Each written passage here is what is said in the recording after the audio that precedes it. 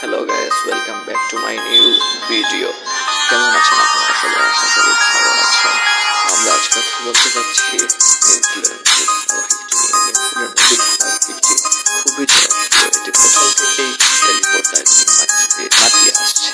এই ধারাবাহিকটি এখন শেষ হতে চলেছে। আর শেষ হতে চলেছে কারোর মৃত্যুর মাধ্যমে। কি অবাক লাগছে তো? আসলে এটি সত্যি। নিউক্লিয়ার নদী ধারাবাহিকটিতে ঈশা খলনায়িকা রোল প্লে করছে, তার মৃত্যুর মাধ্যমে এই ধারাবাহিকটি শেষ হতে চলেছে। ঈশা হালদার এখন গোপনে ওদের উপর চক্রান্ত করে যাচ্ছে।